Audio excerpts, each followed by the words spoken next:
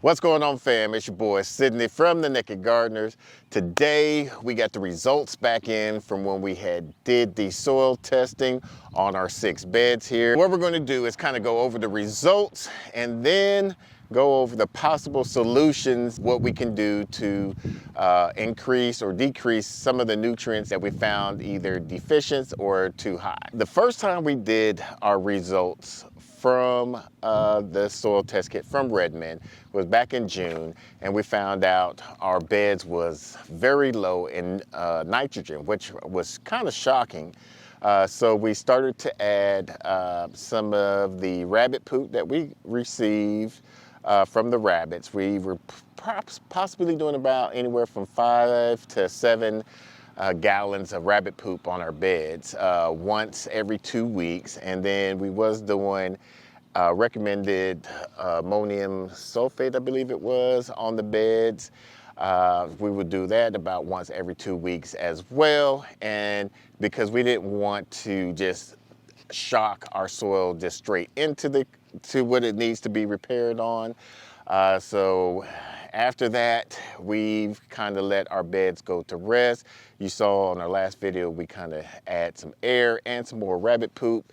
Before we had top dressed our beds, we're kind of wanted to get the results on what we needed to add it, so we just have to do it just one time. So the results are in. With the pH level compared to the last year was still high. So they call that sweet. We wanted to get it anywhere from a 5, they say they want us to have our pH level from anywhere 5.8 to 7.0. And it is above 7.0, but I want to get it anywhere at least around in between the 5.5 and the 6, because we're going to be growing some tomatoes, and tomatoes love acidic soil. We're going to possibly be putting some amendments in here. I think it's mostly going to be rabbit poop from our rabbits and some of the compost, and maybe even some peat moss. We'll see how that goes out. The nitrogen level is still low, and so what we're going to still do, we're going to still do it the amendments that was recommended. But what I probably would do is, instead of once every 2 weeks, is what I probably would do is for the first up to about June timeframe, we'll stop it, or actually about August timeframe, we'll stop it and just only put manure and the rabbit poops onto these beds. The nitrate and the ammonium was a little bit higher than last year's, which is pretty good. The phosphorus is still kind of high. I don't know how to bring that down. They wanted the optimal level is anywhere from 8.0 to 20.0, and we're at about 55. From what I've read, even if this is true, with the calcium and the pH level, once those are high, your phosphorus will high or somewhere of that nature. We'll still just see what we can do to do this organically. The potassium is at optimal level. They wanted you anywhere from 38 to 80, and we're at 72. Sulfur is very low. Now, our sulfur is at 4.64, and they want it anywhere from 7 to 7.0 to a 22. What we're going to do with that, I'm thinking about doing some, maybe adding like a cupful of magnesium per bed with the mixture that we're going to add on here with the manure, the rabbit poop, and the compost. I believe that should increase it a little bit. We'll see. For the calcium, it is very high. Now, if your calcium is low, you can add like lime, gypsum, compost. But with ours being high, what we probably was going to have to do, they said you could add peat moss, element sulfur, or iron sulfate. So I'm going to do the peat moss. Peat moss is more readily available. We can just go to the big box stores and grab a box of the sphagnum peat moss and add maybe a 1 part peat moss and 1 part compost mixture into these beds. Magnesium, sodium, zinc, and copper are at the right level. They're so perfect. The manganese was very low. Now, manganese is a trace mineral, micronutrients. They were saying that you could add carrot tops to your beds, amend it with your beds or with your compost, and that would add the manganese. Since we don't have that many carrots, what we're going to do is, once again, just continue adding compost. The boron is also low. They said you can add compost or some potash in there. So it looks like a lot of this, what we can do to either increase it, to lower most of the nutrients, is just basically adding compost. So our solution, or at least my solution is I'm gonna do a 1 part peat moss, 1 part compost. We already got the rabbit poop throughout the bed. If you saw that on the last video, we just did a slight layer on top of that. Hopefully we can get everything done today. We'll start transplanting. No, we can't even transplant because I haven't designed the bed out yet on how everything is going to go. But at least we have the beds all laid out. So we're going to pull up a lot of these plants, and we have some containers that we're going to put them in for temporarily. While we're doing that, we're going to add our compost peat moss mixture and get these beds nice and fluffy and aerated. Probably put about 2 inches of layers on these beds from the compost and the peat moss, just to see what we can do, how much we can get out of it. Hopefully today we can get most of all our transplants in from the design, so we'll see how that goes. So leave the onion. Yep, leave the onions. The only thing to take up are the herbs, and we'll leave the kale because we're feeding those to the rabbits. So, and the chives, yeah, or the regular rabbit, or breeder rabbit.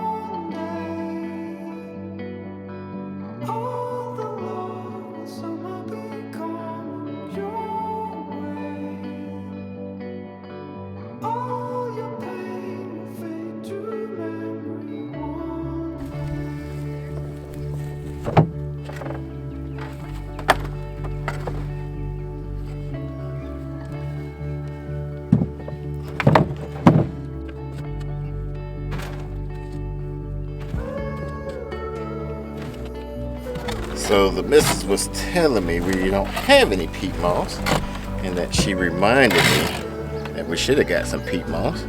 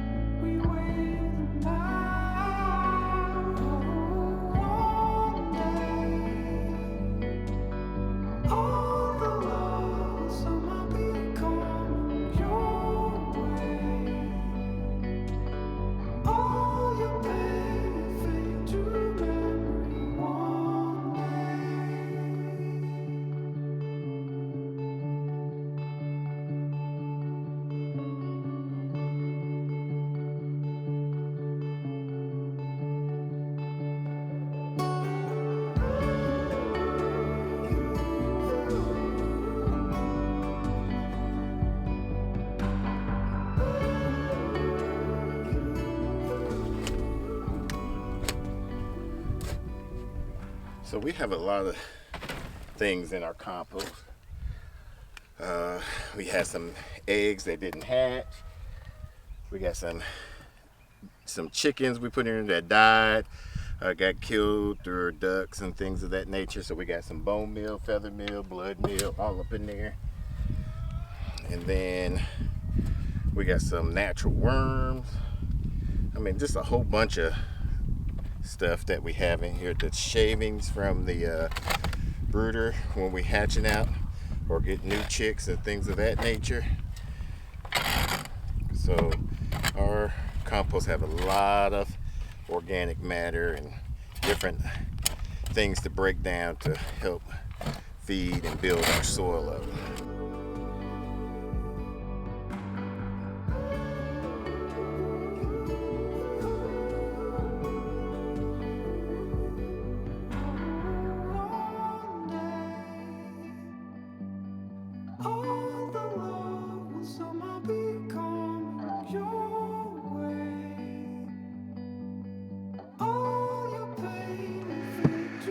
So this is our last bed that we have planted, or that we got to do some top dressing to.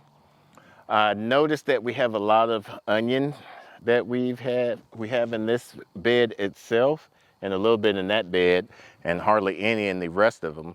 So I haven't figured out how I'm going to lay out these 6 beds just yet. These mere 3 lettuce leaves plants right here, we'll probably put them on the trellis going near the rabbit hutch, so that way we can give those out to the rabbits as snack. I'm definitely liking it, especially with that finesse tool, how you can make some straight nice lines.